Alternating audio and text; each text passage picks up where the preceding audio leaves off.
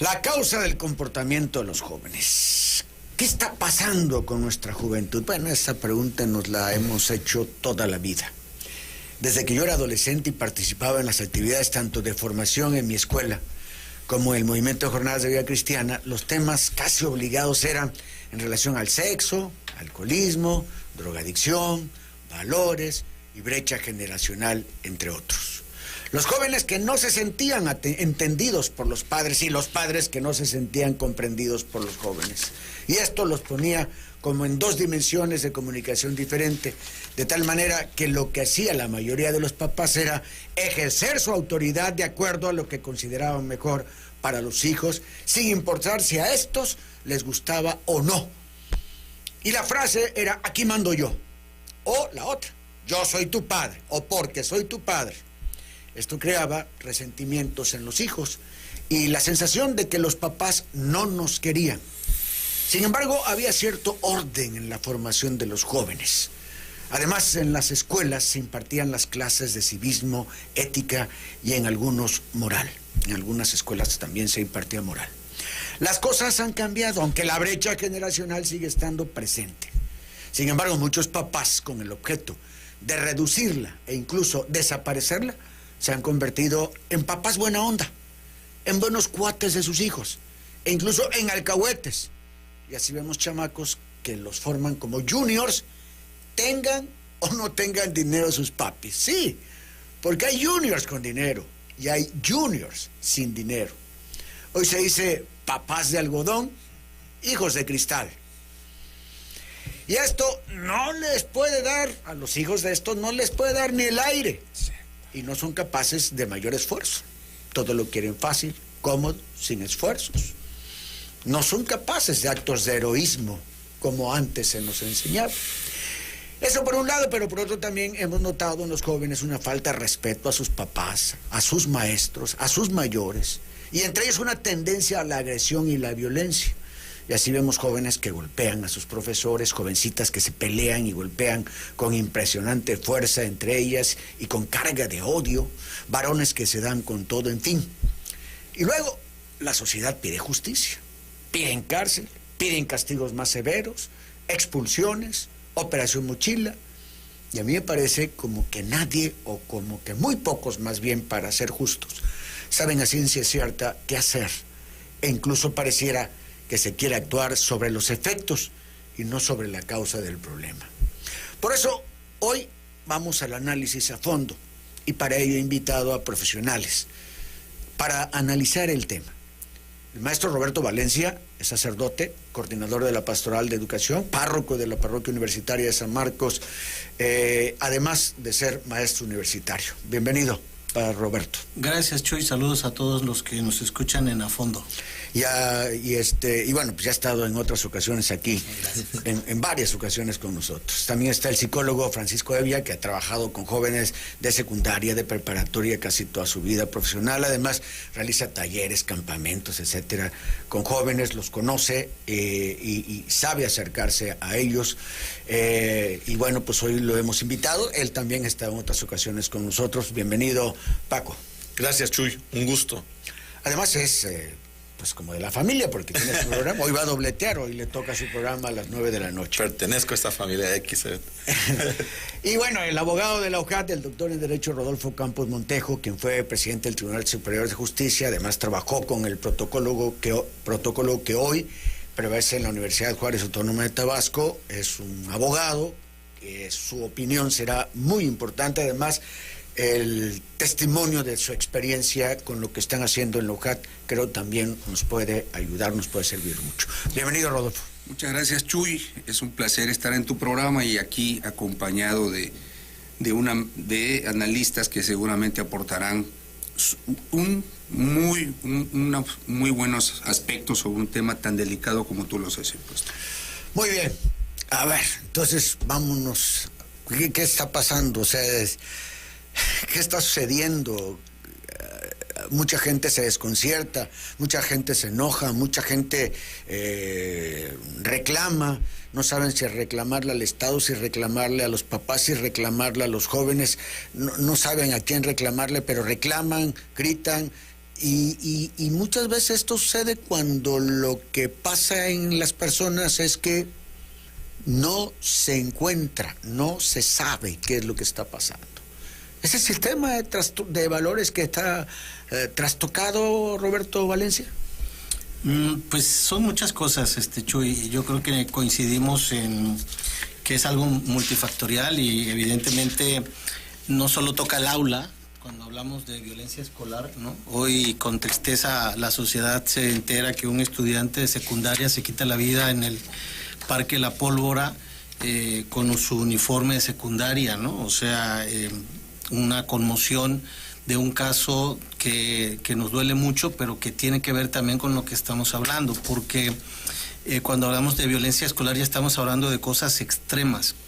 Las preocupaciones del aula ahora no son solamente, como se decía antes, la prueba PISA, que ya no saben matemáticas, que ya no sabemos escritura. Se recrudeció después de la pandemia el tema de la salud mental, el tema de la depresión ha sido ya denunciado por la Secretaría de Salud y por diferentes autoridades que ya se requiere una atención, un programa especializado, no solamente de mochila segura, sino de atención a lo que hay una propuesta del Papa Francisco, le llaman un pacto educativo global, una atención más personal de lo que es la vida del estudiante. En el siglo XVI les llamaban cura personalis, una atención a la persona, no al ambiente escolar, no al plan académico, no a las evaluaciones. Resulta que la famosa contrarreforma educativa que estamos viviendo también hoy, también tiene sus repercusiones en concreto en los programas escolares, en el ánimo de los estudiantes. Y lo retomo porque antes de la pandemia, hacia los años del 2019, justamente en enero, en el país tuvimos una noticia terrible y que claro, la pandemia fue marzo-abril, hizo que nos olvidáramos de todo eso, pero hoy quiero traer aquí a la mesa, porque también fue como la conexión entre lo que estamos viviendo y lo que ya vivíamos, del famoso tiroteo en la escuela de Torreón, donde un estudiante agarró y a balazos a su maestra. Parece que eso solamente sucedía en Estados Unidos. Exactamente, y eso fue en enero del 2019, en plena inicio de pandemia, y el chico se suicidó. Bueno, tenemos una serie de datos que no son casuales, no son fuera de están interconectados, si tú quieres, de alguna manera, por cuestiones de violencia, por cuestiones de narcotráfico, por cuestiones, en fin, hoy la escuela está siendo como rehén de muchas emergencias. Antes se hablaba de una emergencia, ¿no? Ahora son muchas emergencias, el suicidio, los embarazos adolescentes, el papiloma, que es también un problema de salud sexual que ya impacta las escuelas, el programa que está implementando el gobierno federal sobre el tema del fentanilo, que lo están implementando ahora, o sea, en las escuelas ahora, aquí quizá el abogado general lo puede decir con más detenimiento. El narcotráfico se está infiltrando de manera tal a través de ya no con los brownies, ya no, también con la venta de droga. Entonces son muchos elementos, Chuy, que no podemos decir son los maestros, son solamente los papás, es la Secretaría de Educación o las autoridades educativas, es el gobierno federal. Es un problema que yo creo que nos está rebasando muchísimo. Lo acaba de decir el rector en ese mensaje, exige que nos sentemos a pensar y a ver qué podemos hacer, ya no como un programa emergente, o como se han hecho muchos programas emergentes, sino en la vida práctica, cómo podemos ayudar. Los maestros están cansados, desgastados, bruchatos, dicen algunos, ya están con todos los consejos técnicos, con una carga, y encima les queremos cargar, no la culpa, sino estas tareas, ¿no? De que programa de mochila, ¿quién va a revisar las mochilas? ¿Hay suficientes policías para revisar mochilas? No los hay. ¿Quién lo va a revisar? ¿El director? No. ¿Los maestros? No. Faltan protocolos, faltan mecanismos de acción concretos que orienten tanto a los docentes como a los directivos, para poder decir hay un camino de acción. Ahora, por otra parte, también es cierto que en Tabasco, y ya con esto cedo la palabra, no tenemos tampoco una numeralia que nos ayude digamos que a llevar el control o a ver de qué manera lo estamos afrontando. Es decir, la Comisión Estatal de Derechos Humanos, recuerdo que en el 2016 decía, se han triplicado los casos de violencia escolar. Bueno, probablemente la Comisión Estatal tenga algunas denuncias, ¿sí? Pero la Secretaría de Educación, ¿a quién le corresponde? Para tratar de alguna manera de abordarlo de manera, pues digamos, global, de manera como estratégica. Y haciendo una distinción, porque aquí está Paco, entre la educación pública y la educación privada, porque tú hablabas de clases de moral, pero moral han dado las monjitas del Colegio Tabasco y las del Teresiano. Sí, dije algunos colegios. Exactamente, sí, pero son los privados, son los particulares, y desgraciadamente, por ejemplo, el Cebetis 132, ni el Cobatab, ni en la hoja se da ética, pero no moral, o sea, en el sentido del que se hablaba antes, ¿no? Que tenía que ver precisamente con esa parte de las virtudes de la vida personal. Bueno, es que ya además esa moral quedó trastocada por una serie de nuevas teorías formas de ver las cosas. De teorías incluso. Nuevo orden. Exactamente, sí, dice el presidente que la moral es un árbol que da moras para mucha gente, ¿no? O sea, ya no es una cosa que se viva, sino es algo que, pues bueno, ahí está. Pues ese sería como un primer acercamiento al problema. ¿Existe una confusión de papás, maestros, alumnos? ¿Están confundidos y por eso está sucediendo esto, Paco? Pues yo no sé si llamarle confusión o yo creo desorden. Y hablaría de desorden. El papá no es el grande, a veces el adulto no es el grande, y pues obviamente el tutelo, el alumno, el que está aprendiendo de sus mayores, pues al no tener rumbo, al no tener un eje rector que de alguna manera no sea ya el mundo digitalizado, la computadora, ¿sí?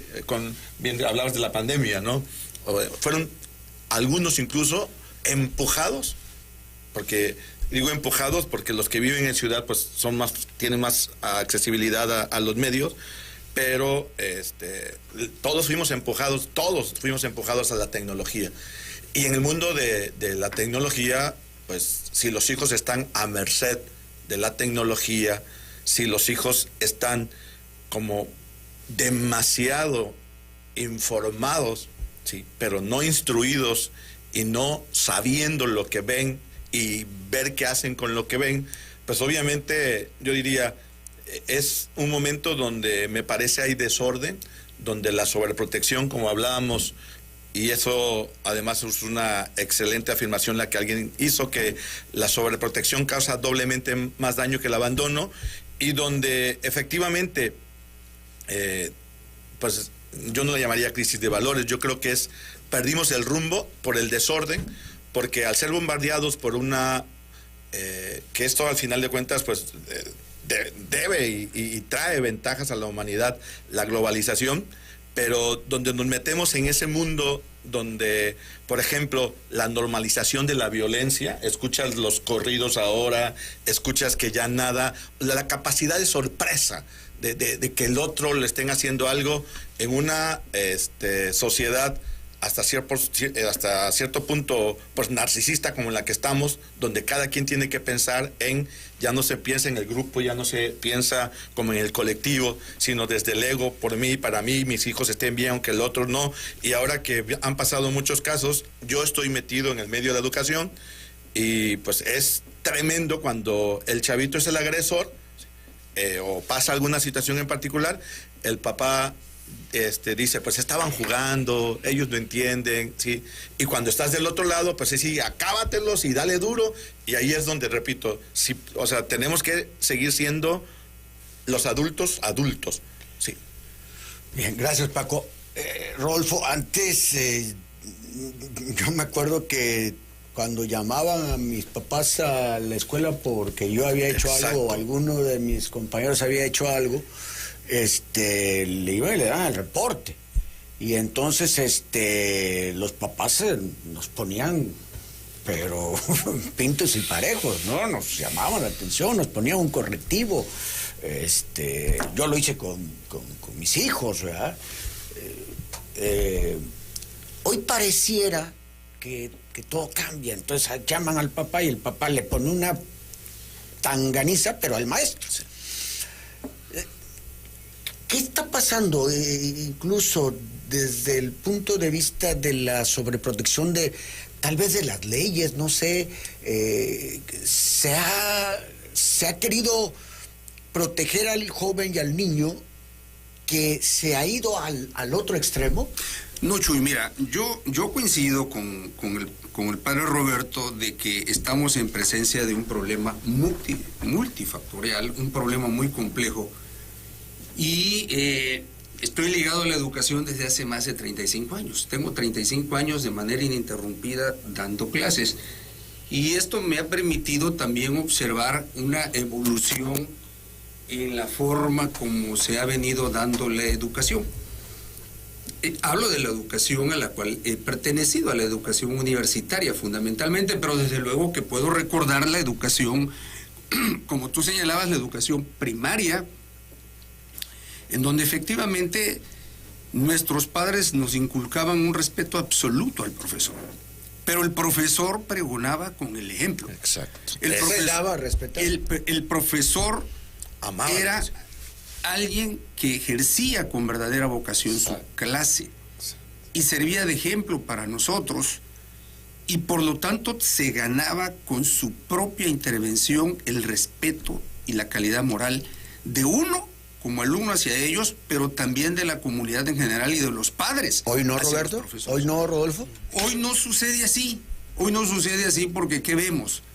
Mira, en 35 años que tengo en la universidad, no se ha acercado jamás algún padre de familia conmigo para decirme, oiga, fíjese que he observado tal problema con tal alumno. Yo quiero recordar de manera brevísima el único anécdota que tuve.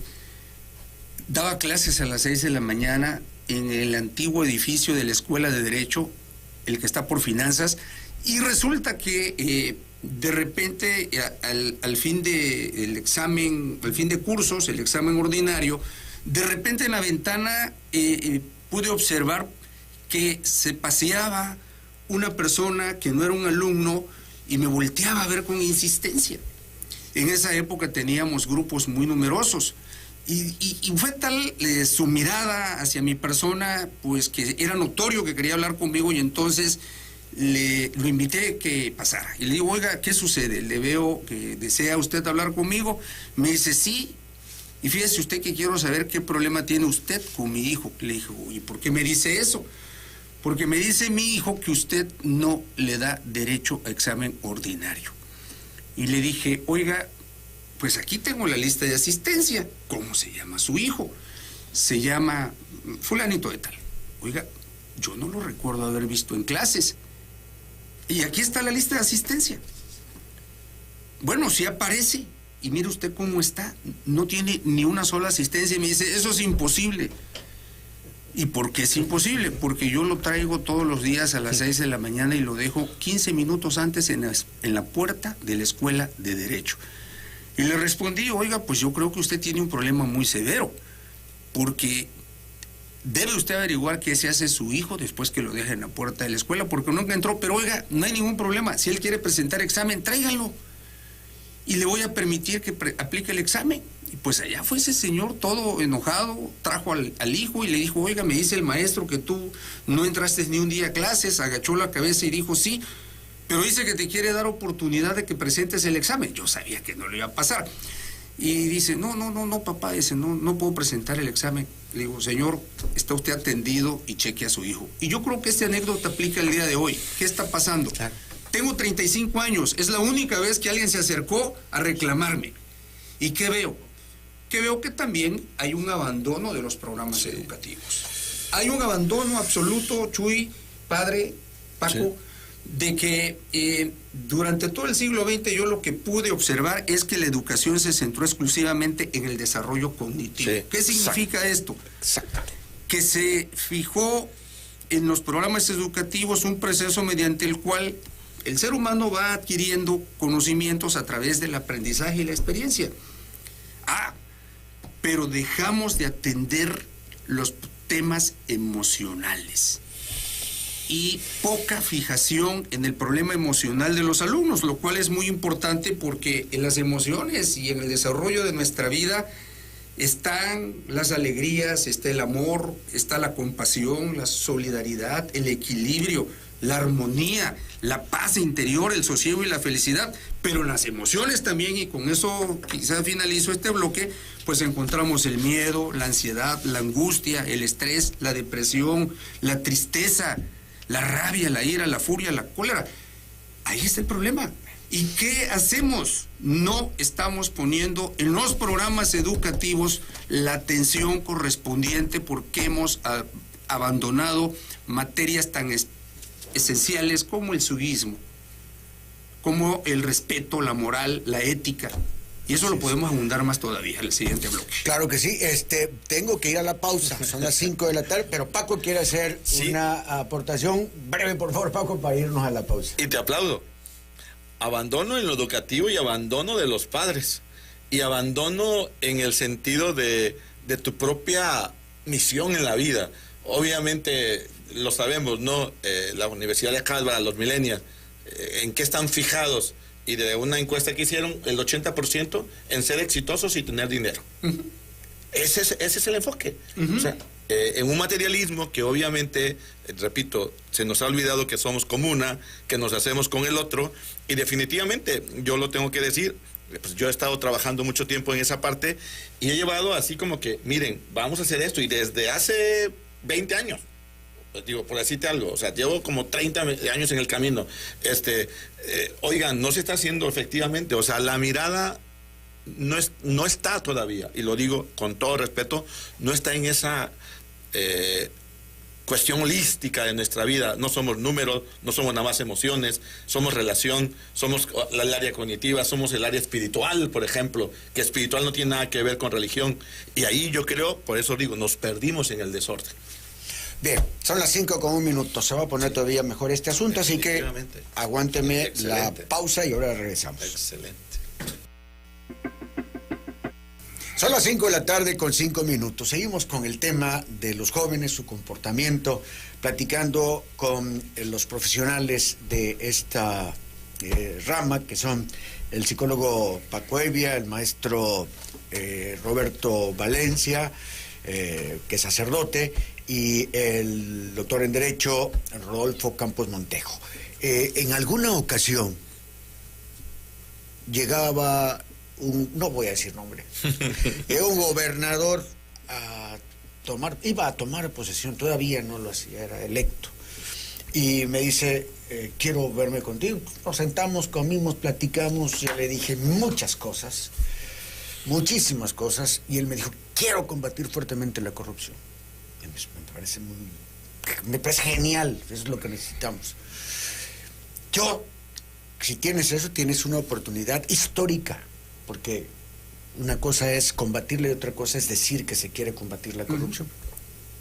Pero por eso tienes que conseguirte un ejército de profesionales que trabajen con las emociones y los valores. Y que vayas atacando tus secretarías en bloques, pero empezando con los de arriba y en escalerita. Oye, pues está muy bien, qué interesante, no sé qué, pero jamás hizo nada. Entonces, tacos de lengua, tacos de palabras, de esos tenemos muchísimos, y el problema es hacer las cosas realidad. Hay alguna cosa que alguna vez me dijeron era básica y fundamental. Yo puedo decir que en mi caso la figura paterna ha sido pero muy importante para mí y para mis hermanos, por supuesto. Esto que estamos viendo de problema de autoridad, Roberto Valencia, ¿es por la falta de la figura paterna o porque la figura paterna a lo mejor está presente pero no está tomando su rol? ¿Cuál es tu experiencia al respecto? ¿Cuál es tu opinión? Bueno, Chuy, tendríamos que partir en todo caso de las nuevas estructuras familiares. Porque, ya lo decía aquí el doctor Rodolfo y Paco también, tu familia, mi familia y su familia son bien diferentes a las que están viviendo ahora una generación que no nos aventaja de muchos años, pero que sociológicamente ha tenido una revolución inmensa. Es decir, han habido cambios cualitativos, saltos cualitativos. Uno de ellos es el tema de la digitalización. la información, el acceso a la información que los chicos tienen hoy, que incluso ya se ha ido incluso a temas de delitos, ¿no? Delitos ya de tipos digitales. El tema del sexting, etcétera, ¿no? Nosotros no vivimos eso, y no estamos hablando de muchos años atrás, o sea, eso es un elemento.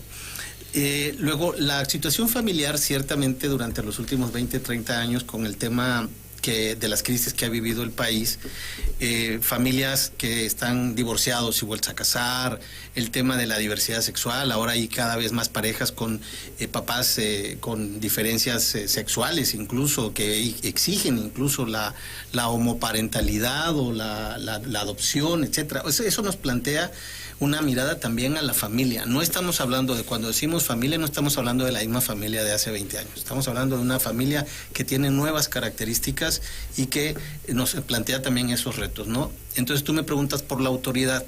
Yo diría que tenemos cada vez más niños autárquicos.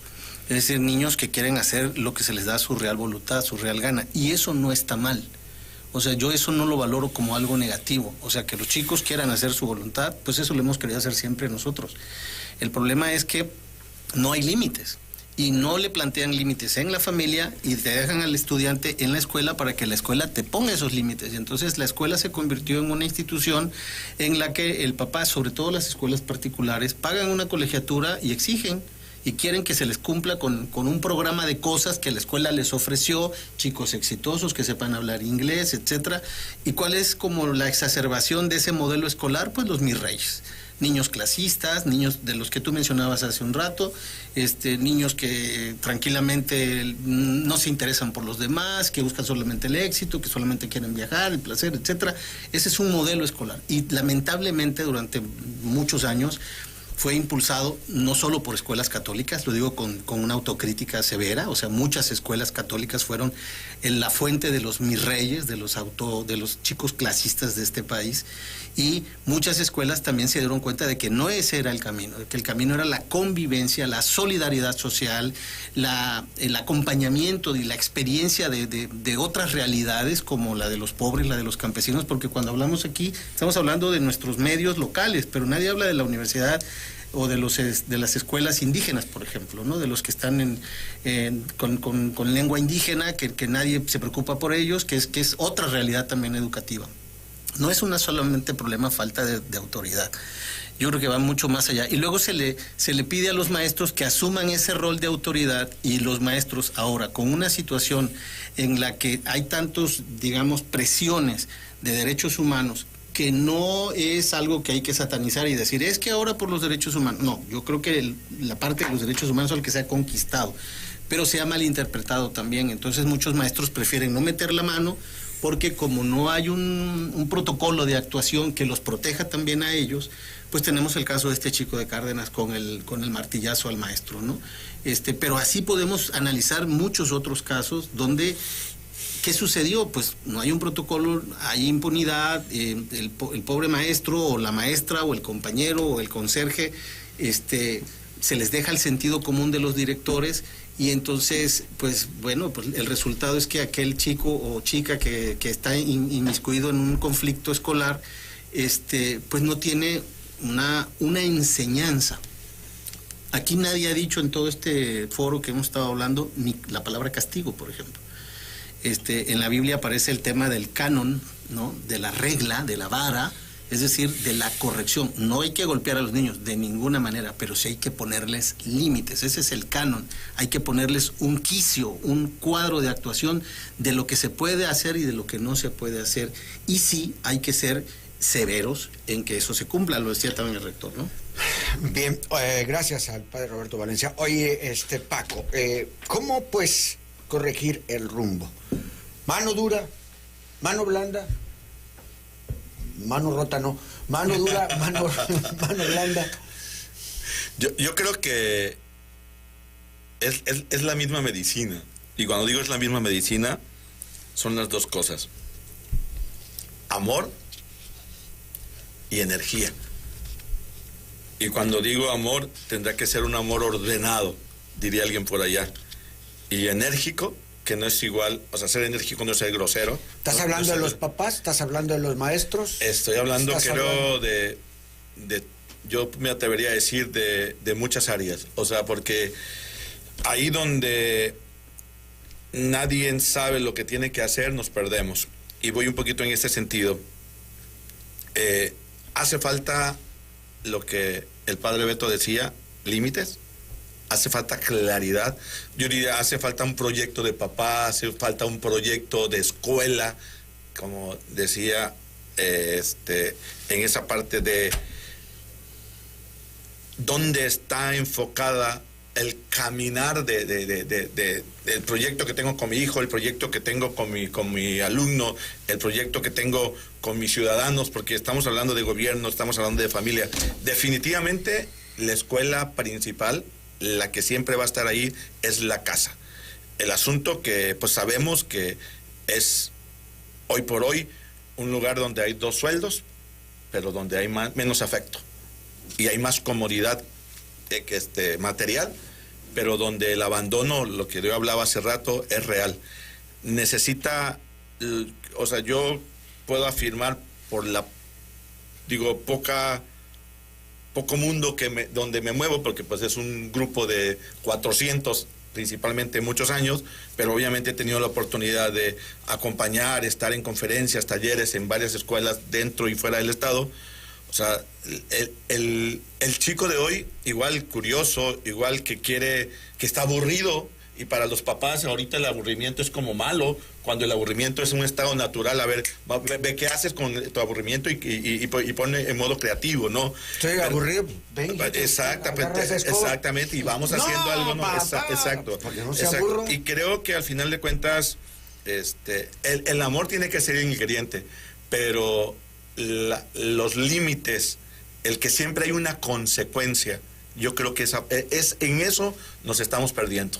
O sea, definitivamente tiene que ver con lo que creo que coincidimos todos, con educar, y educar en lo humano, educar en lo social, educar en el amor a la patria. O sea, los chavos hoy por hoy se pueden matar a ver quién se mete más, quién duerme, el reto del sueño, ¿no? Por ejemplo, ¿no?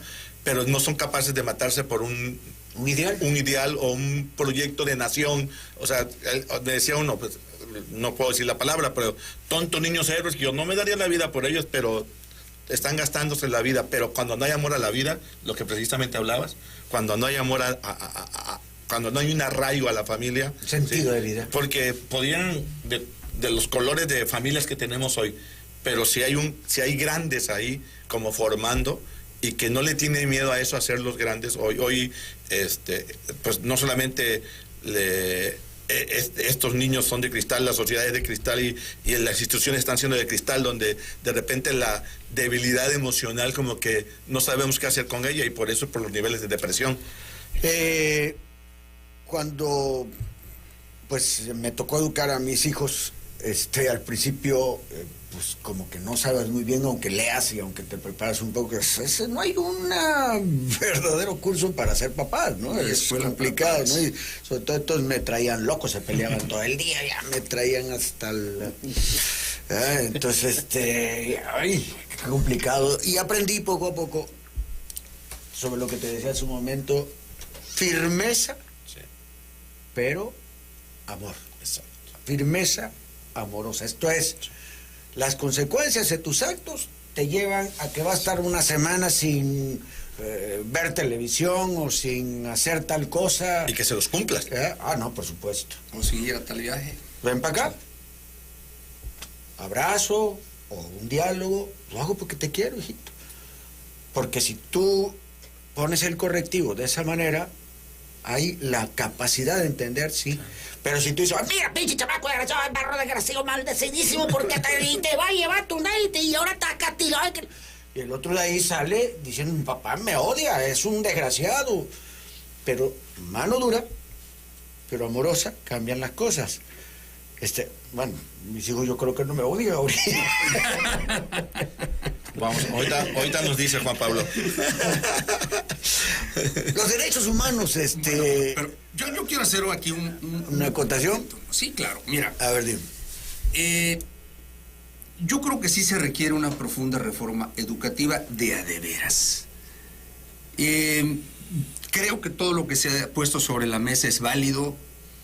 La falta de firmeza y atención de los padres, el poco compromiso que también se observa en muchos profesores, que verdaderamente no se comprometen bajo el argumento de que mejor no me meto, sí, bajo el entendido de que puedo ser objeto de una agresión del padre, de una denuncia en derechos humanos o de un maltrato escolar ante las autoridades escolares. Entonces, bueno, creo que tenemos que pensar en una reforma educativa de a de veras, una reforma educativa de calidad que fomente una cultura de paz.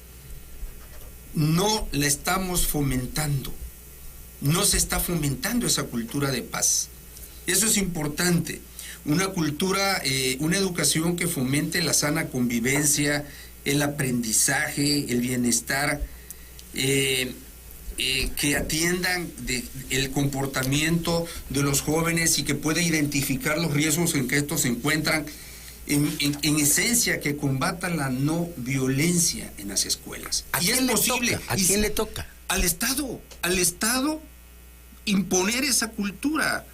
Voluntad política, Chuy, se requiere al Estado y sí se puede hacer, y te puedo decir que tenemos, a partir de la administración que encabeza Guillermo Narváez, hemos tenido resultados positivos, en donde no solo hemos puesto límites a los alumnos que han caído en una serie de excesos, sino que también se le ha brindado a esos alumnos la posibilidad de insertarse nuevamente dentro de la educación, porque no solo se ha visto esto desde el punto de vista de la sanción y la represión, sino también del rescate de esos alumnos a través de una serie de alternativas que hemos venido realizando. Entonces, sí se requiere una reforma educativa y se requiere voluntad política y que exista un verdadero compromiso de todos aquellos que están al frente de las instituciones educativas. Aquí lo decía Paco o el padre, de que de repente en las escuelas privadas lo que interesa es el pago de la cuota, de la cuota escolar, de la tarifa, no importa más. En la mía no. Entonces hemos, pero al final, tú decías, ¿a quién le corresponde eso? Pues al Estado. Al Estado me refiero, al Estado, porque existe la responsabilidad del Estado de garantizar, así como tiene la responsabilidad de garantizar la paz, de garantizar la no impunidad, de garantizar el Estado de Derecho, también tiene una de las grandes obligaciones que tiene la de la educación. Y no olvidemos que los países que están en alto desarrollo lo han hecho gracias a una extraordinaria educación. Entonces tiene que estar el Estado, porque si, los padres tienen una gran responsabilidad, pero ¿qué podemos esperar también en una sociedad en donde lo que prolifera en los hogares son madres solteras, madres separadas? Y además adolescentes. Y adolescentes también, además. Personas que verdaderamente tienen muy pocas posibilidades de ingreso. Entonces, bueno, creo que hay que invertir en educación. Y si se ponen a revisar cuánto es el porcentaje que se invierte en la educación, pues tenemos una deuda muy importante cuando hablamos de las políticas públicas federales en general. Tenemos... A ver, perdón, Chuy, es que eso se me hace importante, y perdón, porque yo creo que le decía yo una vez a un alto ejecutivo del gobierno, concretamente a un secretario de Educación, le decía yo, a ver, así como hay matemáticas 1, 2, 3 y hasta 6, ¿por qué no en la currícula aparece manejo de emociones 1, 2, 3, manejo de la frustración 1, 2, 3, manejo del duelo, por ejemplo, manejo de las pérdidas, como que tiene que ver con duelo, porque yo creo que de eso se trata. O sea, en esta formación, o sea, tiene que ser holística, El chavo de hoy materializado, le preguntas en qué cree y no tiene sentido. O sea, ¿en qué cree? Y yo le abono eso, o sea, pero de fondo. Y de fondo, ahora ya estamos haciendo comercial al programa. En cuanto a llegar a esa parte donde encontrarle sentido, y lo digo con todo respeto, yo soy tabasqueño. Es una grosería en esta bendita ciudad. Los tráficos, ¿por qué se hacen? Porque tenemos poca cultura cívica y de respeto con el otro. O sea, no puede ser posible que vayas a unos estados, a unos lugares y no igual o más grande que el donde nosotros. Porque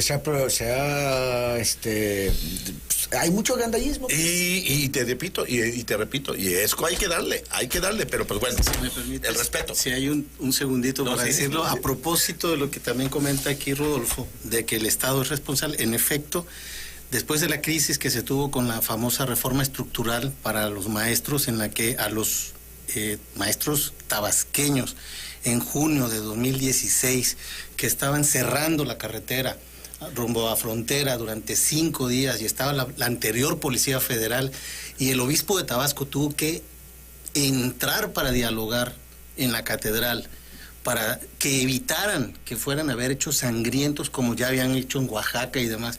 Ese contexto en el que los maestros Claudio X González les decía que eran unos pinches delincuentes, en el que se criminalizaba al magisterio. Yo creo que el error ahorita está en criminalizar el magisterio, pero también criminalizar el ambiente escolar. Para allá iba yo. Entonces no se trata ni de decir que son los maestros unos pinches criminales, o que ahora son los estudiantes que ahora son unos criminales que venden droga, que ven porno, que etcétera. O sea que no. El ambiente escolar tiene un círculo virtuoso. Sí, per se, en sí mismo, la educación es virtuosa en sí misma, pero cuando se da los dos elementos básicos fundamentales, que es el que transmite el conocimiento, y no solamente de manera cognitiva, ese es el fundamento de la tradición, no es transmitir saberes solamente, sino transmitir experiencias. Y entonces yo concuerdo en que es necesario, sobre todo ahora que los candidatos están en campaña. Hablo de los candidatos al gobierno del Estado, porque la Federación ya tiene su propio programa y está precisamente tratando de implementarlo con nuevos libros de texto, etcétera, ¿no? Pero como también van a haber campañas a gobernador en Tabasco, ya veo yo a los candidatos, ¿verdad?, poniéndose acá y allá y diciendo, bueno, también hay que subirles en la agenda una propuesta para que ellos también se comprometan a decir qué van a hacer con la educación, sobre todo cuando tenemos ya un problema muy grave en torno a la salud mental, en torno al tema de la droga, en tema del alcoholismo. En Tabasco el tema del alcoholismo, no solo con Tomás Garrido, todas las escuelas, las instituciones de educación están cercadas por Oxxos, por Extras, perdón si digo marcas, pero es que es por 7-Eleven, que son cantinas en el fondo, porque ahí se venden alcohol y se consume fuera ahí están, y luego salen los arrancones, es lo que vemos ahí. Entonces las instituciones educativas de alguna manera están secuestradas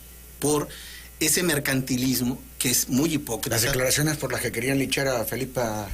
Bueno, exactamente, cuando se dijo, lo voy a decir, pero bueno, salvando que ya con el tiempo ya suena menos duro, ¿verdad?, que parecía un reclusorio, pero es que en el fondo no es que tengamos delincuentes en la universidad, no es así, se refiere del ambiente de agresividad que hay en torno.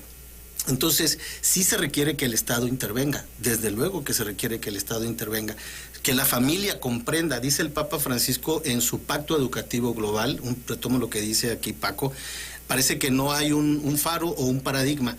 La Iglesia ha ofrecido desde el año 2020 hasta nuestros días, lo retomó el Papa Francisco después de la pandemia, una cosa que le llamó, un proyecto que le llamó Pacto Educativo Global, y son 7 elementos, pero el fundamental es desde luego el cuidado de la persona y la responsabilidad de la familia.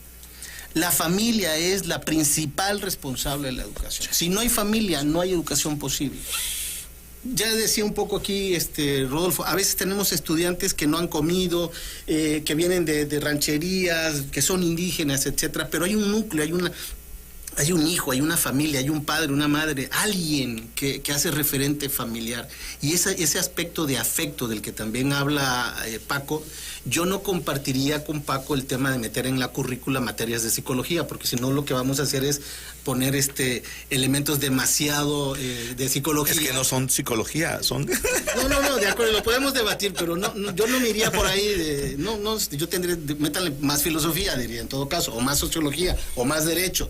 No, yo creo que la currícula hay que equilibrarla en efecto, pero es más poner atención en los afectos, en las experiencias. Si hay que multiplicar eventos de convivencia, te acordarás, los festivales en las escuelas, los días de no sé qué, donde se había más convivencia. Yo me acuerdo que en el instituto donde estaba yo en Guanajuato, se reían la competencia nuestra, el otro colegio, donde decían, es que en ese colegio, dice, hacen tantas festividades, dice, y a veces hasta dan clases. Pero, ¿cuál es la intención de esas festividades? Que si el día de la señorita Ujat, que el día de no sé qué, que no sé cuánto, es precisamente provocar la sana convivencia de los estudiantes, de crear no estudiantes que se gradúan solos, sino generaciones, comunidades que se reconocen como tal. Acuérdate de tu grupo del Colegio Tabasco. Mi grupo, tenemos un grupo de nosotros, Bueno, de precisamente. puros varones que nos reunimos una vez al mes. Pero eso, Y tenemos, mi grupo se reúne una vez al año, pero estamos en comunicación constante y estamos apoyándonos. O sea, hay una comunidad. eso ya no sucede. Y salen grupos de estudiantes, generaciones de contadores, de abogados y demás, que medio se saludan, pero ya no sucede esa parte de verse como una generación, como una comunidad, que luego va a ser precisamente una comunidad científica. Pero eso ya no se pone mucho acento en eso, y yo creo que parte de estos proyectos hay que integrarlos para que los gobernantes y las instituciones educativas también lo acepten dentro de sus planes. Se ha hecho toda una polémica con el tema de la Operación Mochila. ¿Ayuda en algo lo de la Operación Mochila? Es una pregunta. Y dos, la otra es, ¿se viola alguna ley con la Operación Mochila, Rodolfo? Bueno, mira, antes de abordar el tema de la Operación Mochila, yo sí quiero, para ir redondeando mis ideas que he estado exponiendo aquí, he dicho varias veces que la responsabilidad del Estado es la educación, entre otros. Lo sabemos. Y se torció la educación en México. Es indispensable que rescatemos como materias permanentes en todos los niveles escolares la ética y el civismo.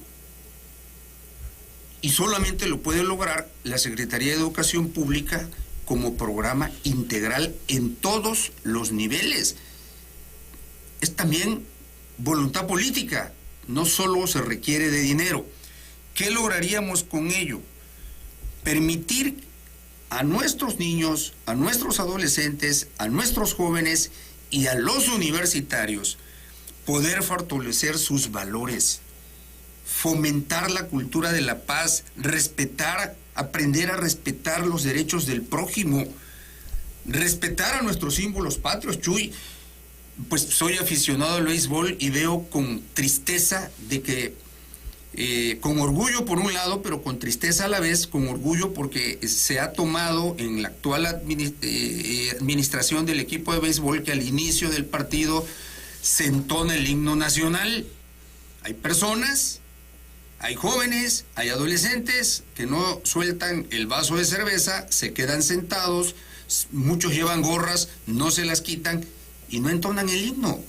¿Por qué? Bueno, porque hemos perdido el respeto a nuestros símbolos patrios, hemos perdido el conocimiento a los valores cívicos. Yo me acuerdo en mi niñez que era un orgullo en todas las casas en mi pueblo, en Jalpa, que en el mes de septiembre se ponía en todas las casas las banderas, el lábaro patrio. Ahí mi mamá, recuerdo que tenía su banderita de plástico, se ponía todo el año, se ponía en el mes de septiembre y se guardaba todo el año. Pero eran todas las casas, ahí están los valores cívicos que se han perdido. Desconoce la mayoría de los jóvenes cómo está organizado el sistema político en México. No saben distinguir entre el poder legislativo, el ejecutivo y el judicial. Como decía el padre Roberto, se requieren, y aquí también Paco, generar acciones que regulen la sana convivencia, el cuidado a sí mismo. Hay jóvenes que no se saben cuidar ni a sí mismo, haciéndose una serie de daños a su propia naturaleza, poniéndose una serie de cuestiones que pueden atentar hasta contra su propia dignidad humana, generar un sentido de pertenencia. Todo eso lo genera la ética y el civismo. y nos quitaron la ética y el civismo. Si nos vamos y aterrizamos en lo que es la educación superior en México, apenas se da en un semestre. Apenas. Y así de pincelada. En un semestre. Claro.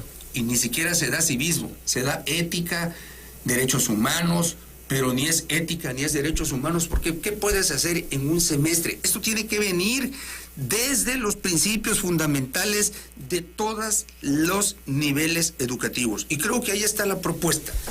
Retomar esos valores que nos fomentaron a nosotros en nuestra niñez, nuestros maestros y la educación que había, porque esos libros hermosos que llevábamos, gratuitos, de educación pública, pues recogían todos esos principios. Pues interesantísimo. Paco Evia. La mochila. A ver, desafortunadamente, o los criterios de la Corte, en donde ha venido estableciendo una serie también de criterios la Suprema Corte de Justicia, que no corresponden a la realidad que se vive en nuestro país. De repente se toman criterios que se imitan de otros países con culturas más desarrolladas, con educación diferente. La Corte ha dicho mentalidad es diferente. Ilegal revisar la mochila porque es invasión a la privacidad. Y entonces, pues esa política no pudo caminar. Está prohibida. Marco Rosendo Medina dice que ahora hay una propuesta para legislar al respecto y se puedan hacer las revisiones de mochilas. Bueno, pero ya hay un criterio que lo impide.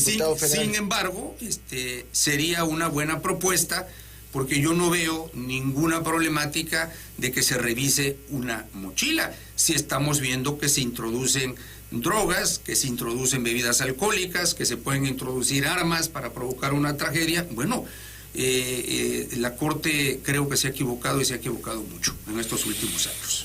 Bien, a ver, has planteado muy interesante el tema desde la escuela, pero Paco Evia, los padres de familia tienen que hacer lo suyo, claro que lo tienen que hacer, lo planteaba hace un momento Pedro Roberto, pero la cuestión es, ¿y si los padres de familia no saben? O sea, porque los maestros les están dando, es una carrera, la carrera normal de educación, etcétera, los maestros de alguna manera se están preparando, pero a los padres de familia, ¿quién los prepara? ¿Cómo le hacen para cumplir la parte que les toca en este asunto? Sí, yo creo que a propósito de legislación, a propósito del que tiene que ser multifactorial, en este trabajo las tres piezas fundamentales son padres, maestros y alumnos, y obviamente con un eje rector, ¿sí?, a nivel de gobierno, que facilitara, o sea, por ejemplo, yo no estaría peleado y trabajo en una institución y digo, me siento orgulloso de trabajar allá, porque el énfasis ha sido, no queremos crear chicos con 10, sino chicos humanos y solidarios con el mundo, y creo que algunos pasos hemos dado en cuanto respecto a esto, incorporarnos al IB y cosas de esas, y no le estoy haciendo promoción, pero yo creo que en esa parte, yo sigo insistiendo, las escuelas para padres, o como se les llamen, o formación para padres, tendrían que ser obligatorias. A través de la escuela. A través de la escuela, o sea, ahí yo creo que en esas reformas educativas tendría que, en las propuestas que salieran, porque yo creo que definitivamente los papás sí o sí tienen que entrar a formarse específicamente. O sea, es necesario. Pero si no quieren ir ni siquiera a las reuniones de padres de familia. Exacto, pero ¿qué los hace? O sea, no sé, pero yo digo, sí tiene que haber un medio donde, y es que si los papás no están aliados a la educación, a la formación, nos vamos a estar peleando, y es en casa. O sea, incluso al chavito lo puedes formar acá, en el colegio, pero si en casa le dicen, ¿sabes qué?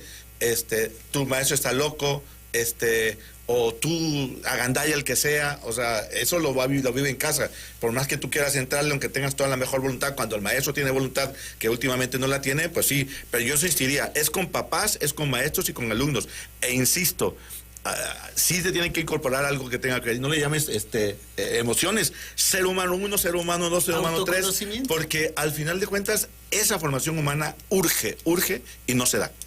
Las iglesias tienen una responsabilidad, sí, Padre Beto. Pues no me refiero a la Iglesia Católica, me refiero a las iglesias. En general, la educación religiosa, ya se hablaba aquí no nada más de términos espirituales en el sentido estricto de religión, sino el espíritu humano. ¿no? El Papa Francisco tiene una propuesta, hablé del Pacto Educativo Global y ahorita quiero ahondar en ello, tiene 7 puntos en concreto, o sea que no es una cosa improvisada. Recuerda que la principal educadora en México, después en la época virreinal, fue la Iglesia Católica, y después pues ya con el ambiente de la modernidad, pues entraron las otras universidades, etcétera, y se hizo la famosa laicidad, la famosa educación laica. Entonces dice el Papa Francisco, 1, poner en el centro, ya lo decían aquí, la persona humana.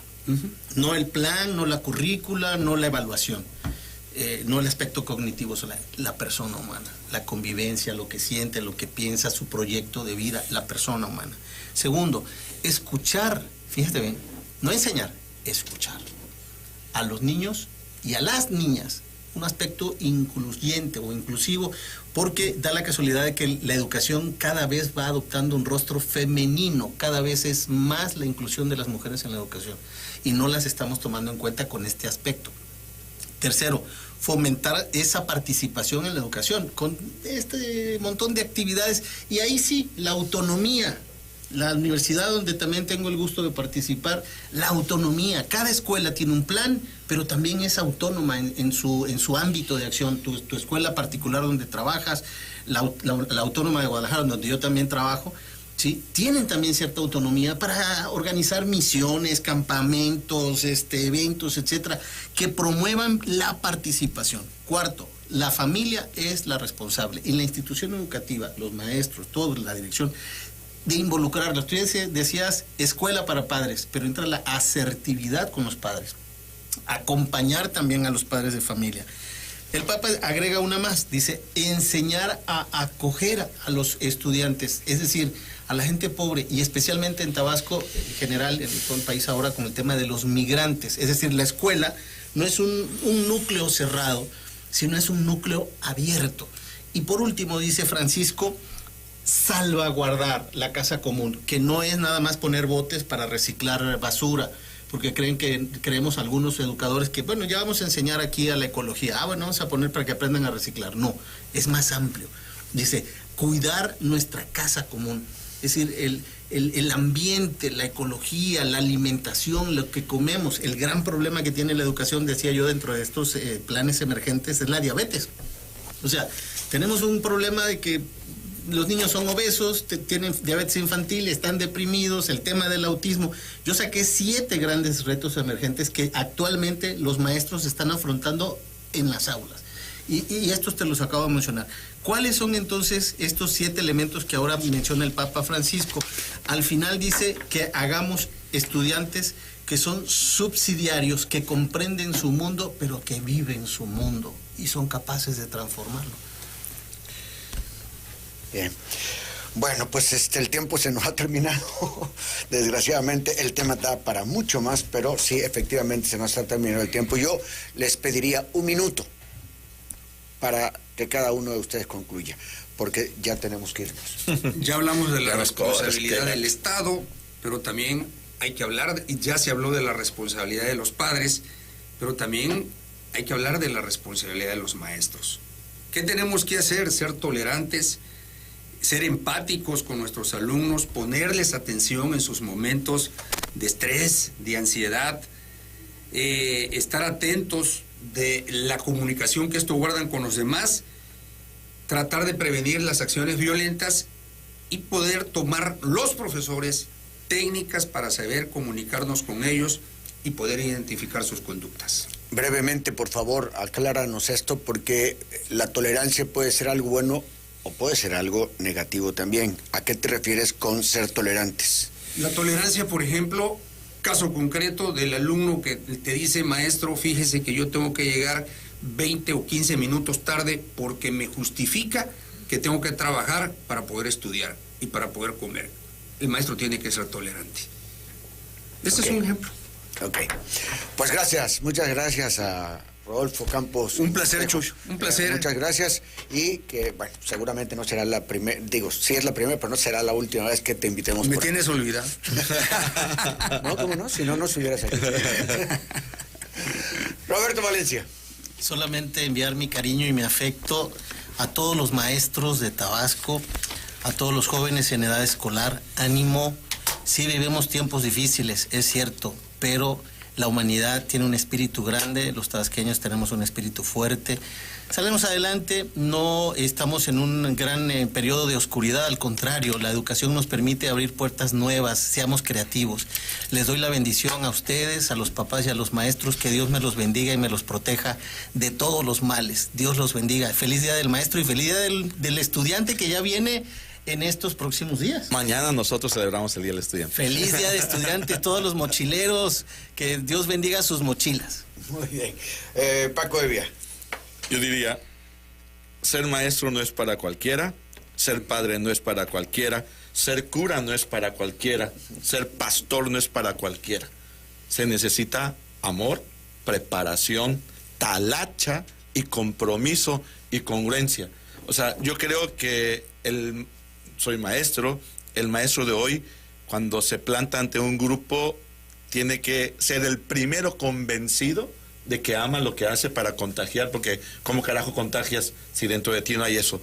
Hay en España un programa se llama Aulas Felices, y trae mucho esa parte holística que creo que olvidamos, recordando que somos razón, somos emoción, somos espíritu, somos alma y sobre todo el amor como parte fundamental y ese hace que muchas cosas se muevan. Muchas gracias, Paco Evia. Y yo creo que también haría falta, salvo la mejor opinión de ustedes, un gran trabajo de diálogo, de consulta, de opiniones multidisciplinario, en el que puedan intervenir padres, familia, maestros, el Estado, etcétera, para hablar sobre todos estos temas, sacar conclusiones y hacer todo este proyecto, un proyecto inclusivo, un proyecto grande para todos. Una verdadera reforma educativa, no por otros móviles políticos. Sí, digo, la política lo trastorna todo, desgraciadamente. Hay que dejarla fuera, aunque eso es cada vez más difícil, más complicado. Rodolfo Campos Montejo. Amigo querido, muchas gracias. Roberto Valencia. Dios los bendiga. Paco Evia. Gracias. Muchas gracias. A las 9 de la noche va a estar otra vez aquí. Y el programa trabajemos con nuestro carácter y con nuestro mal humor, se llama el programa de hoy. Entonces me quedo. Va de la mano. Los puedo invitar, están invitados, venga. Son las 5 de la tarde, 45 minutos. Vamos a la pausa porque después del chichito de historia que nos tiene preparado Landy Aguilar, vamos a platicar con el fotógrafo de los momentos más difíciles de Andrés Manuel López Obrador. Nos va a contar anécdotas, nos va a traer fotos.